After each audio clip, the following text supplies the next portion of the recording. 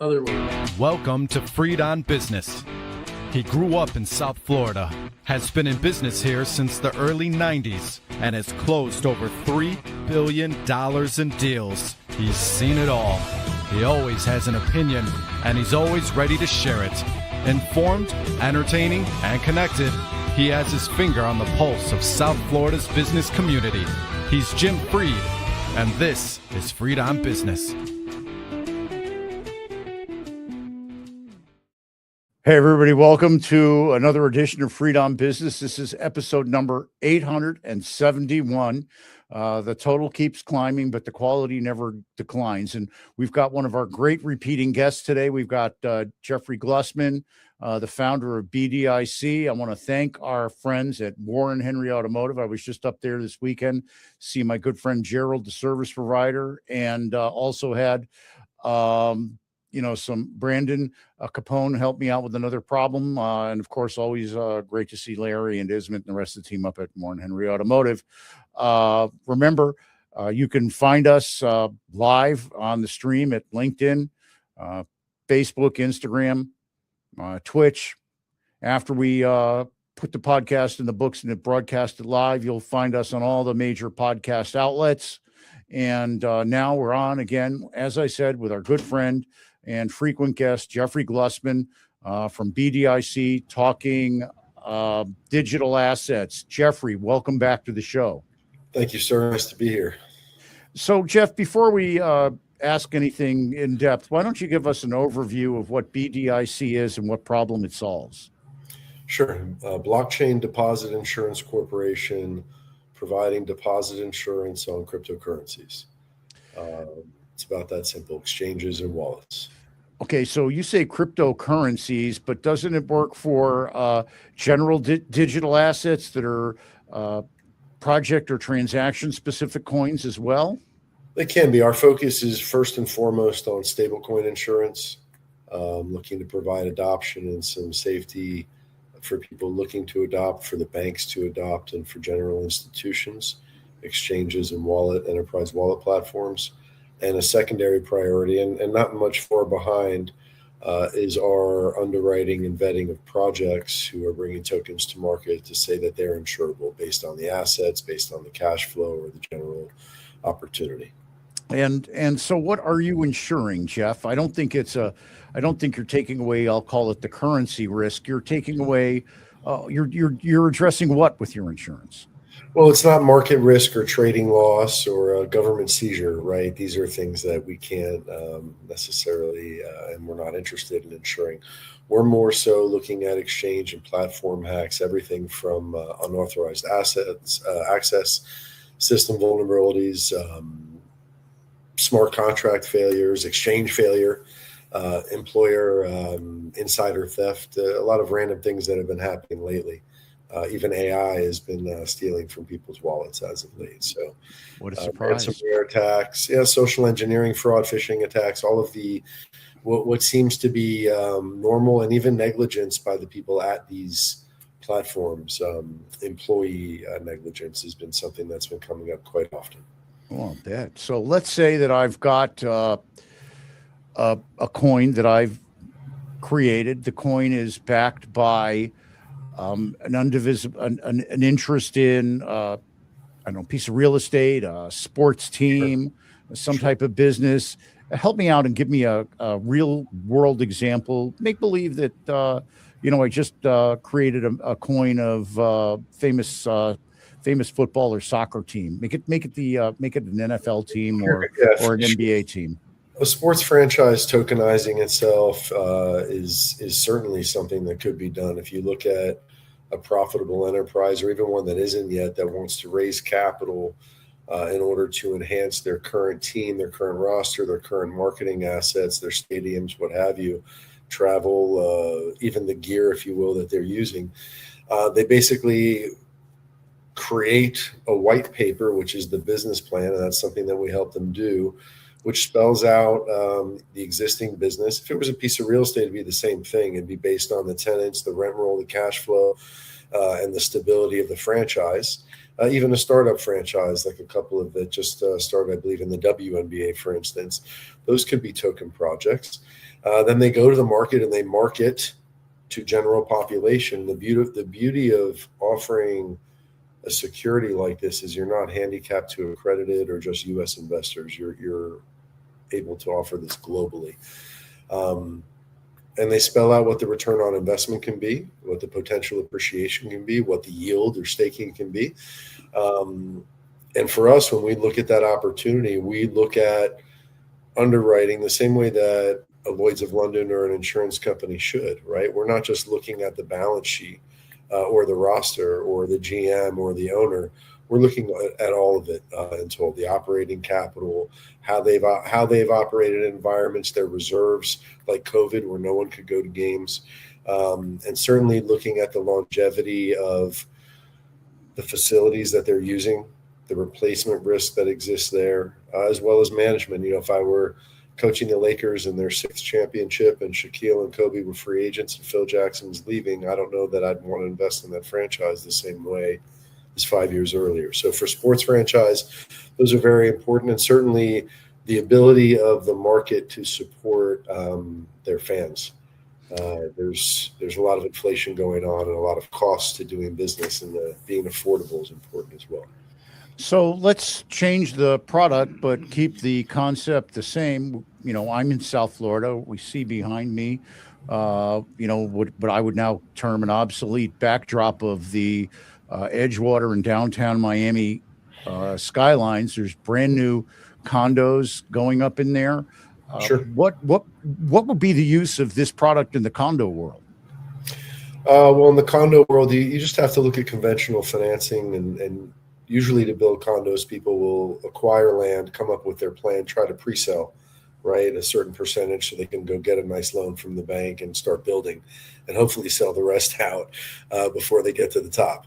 So tokenizing a condo project works just like tokenizing a retail or industrial project or any project that has the metrics they would use conventional financing. You just have an opportunity, again, to raise capital from a larger audience. And it's easy. If you're talking about downtown Miami or Midtown or wherever it may be in New York or Chicago, these are addresses where doing tokenized projects are much easier because globally they're an understood area. But if you were to pull an off street in Indiana, tokenizing a project, not as likely to capture the same investment interest. Now, one of the big issues in the past, and certainly at this point still, is distribution.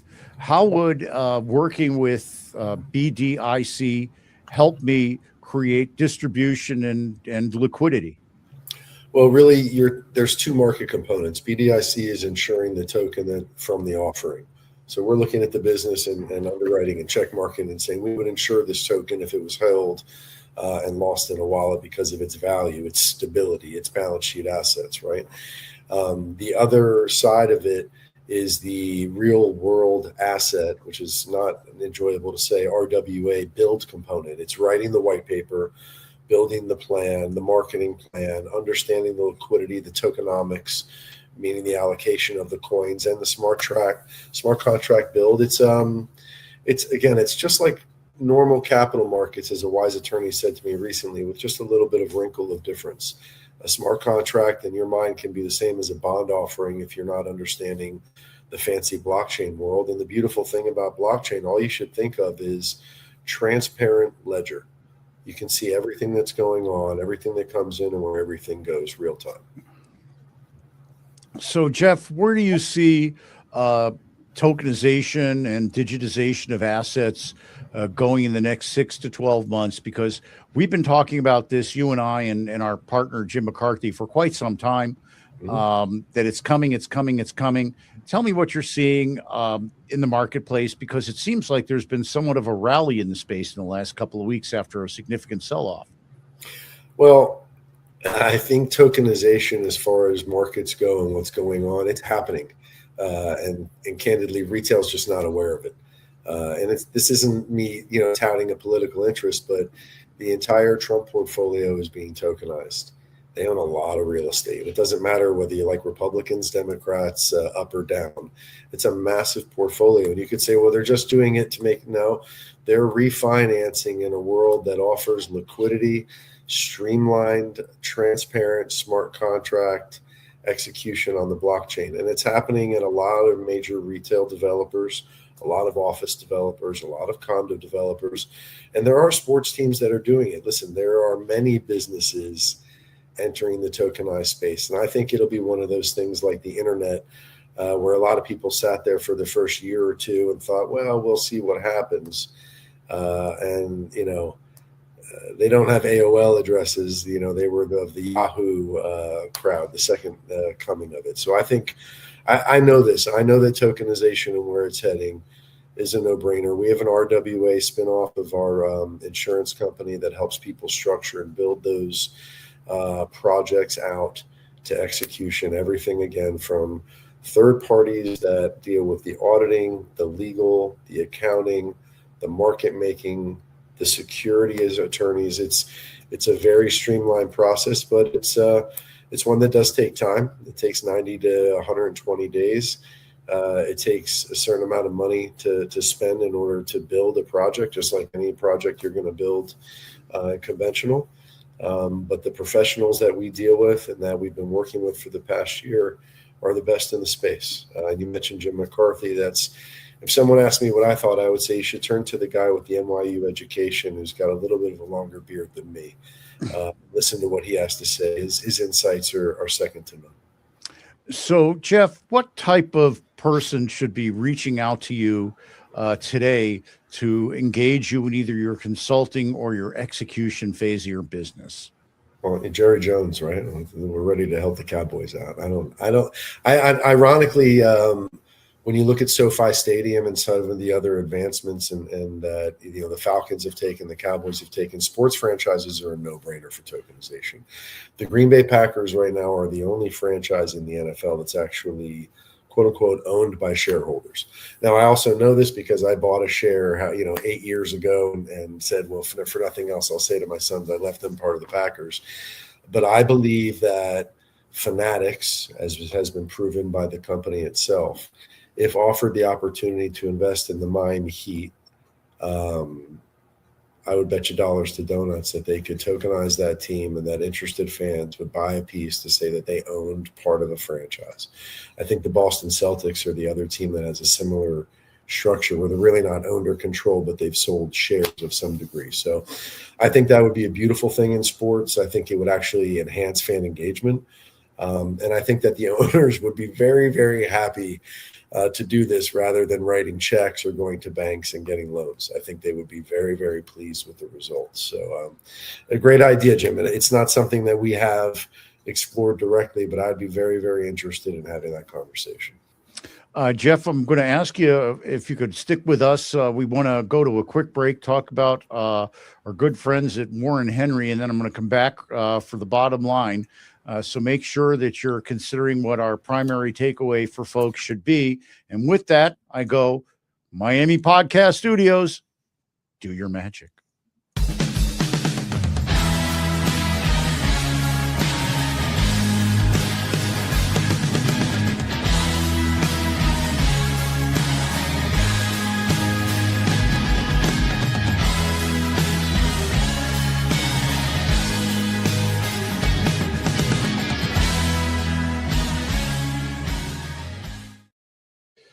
All right, as I try to fix my audio here, I want to thank our friends at Warren Henry Automotive. We've been doing this for 17 or 18 years plus. It's interesting. I just found my show from the 500th episode. It was really wild. Ball and Chain. We did it live from Ball and Chain. It was great. So I want to remind everybody, our friends at Warren Henry have been with us for almost since the beginning at this point. And I want to thank our friends, Larry, Eric, of course, Warren, and the rest of the team at Warren Henry Automotive, who always solve whatever automotive problems and issues I have, my family has, my clients have. They always bring the Warren Henry Advantage, which is a whole list of different services that you get when you get with your car. But to me, the most important thing about the Warren Henry Advantage is the people that stand behind it. They treat me with love and kindness and a free car wash whenever I come in. So remember, they've got their headquarters store at 151st in Biscayne, where they sell Land Rover, Range Rover, Jaguar, and Lincoln. They've got a great store down in the Keys where they sell all their great nameplates. And of course, they've got their award-winning Warren Henry Land Rover and Range Rover stores in South Dade and West Broward. What do they all have in common? Well, they all have great cars, and they all come with that Warren Henry advantage. And again, the thing that makes it the most advantageous to me is they know you by heart. They know what you like. They know how to help you get where you're going, and they know how to help you get where you're going in style and comfort. So join me, my beautiful wife, Vivian, my mom, lots and lots of my clients and customers. We're all members of the Warren Henry family. You should be too. Always the best price, always the best service, always Warren Henry.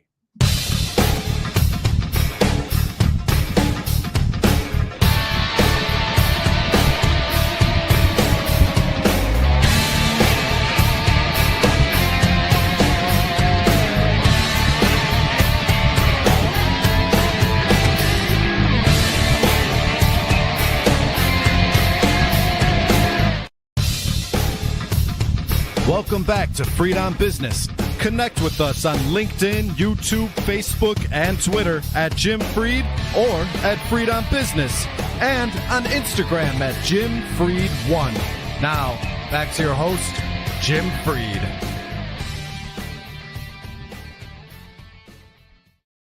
I want to remind everybody, reach out to me, Jim Freed, at all my little contact stuff, my email, my phone number's down there. Recently had a call this weekend from one of the gentlemen that I've mentored, called me up Saturday morning at 9, asked if I could talk at that time. I said, no, it'd have to be 9:05. We talked at 9:05. He introduced me to one of his clients. His clients had a financial real estate finance problem he needed addressed. I'm meeting with that person today. I'm going to help my friend who introduced me close his lease. We're going to create the development deal. We should get it all done here in a couple of meetings. So if you need me, reach out to me. I can help you solve your real estate issues. I work with families, institutions all across the globe, bring them together to make a deal. So reach out to me, give me a call. And remember, whenever you call me, it's always all about you. And we're back to the show. We've got Jeff Glusman holding. Jeff is the founder of BDIC. Jeff, what does BDIC stand for, and what's the bottom line? Blockchain Deposit Insurance Corporation. The bottom line is that for adoption of cryptocurrency in the digital economy to occur and for it to be fluid, deposit insurance needs to play a big part. It has in banking, it has in investing, it has traditionally in shipping for thousands of years, and it's the missing factor right now in the mass adoption globally. And Jeff, you can do this on opportunities across the globe and across product types, right? Absolutely. We're speaking with companies and banks in South America currently, in Europe and Pan-Asia. And that's our focus, is global adoption internationally. Yeah. Jeff, I want to thank you so much for being on the show today. I want to remind everybody, if you've missed any part of today's show and interview with Jeff Glusman, you can find it on any of our historic broadcasts on LinkedIn, our website, freedombusiness.com. Of course, YouTube gets lots and lots of hits.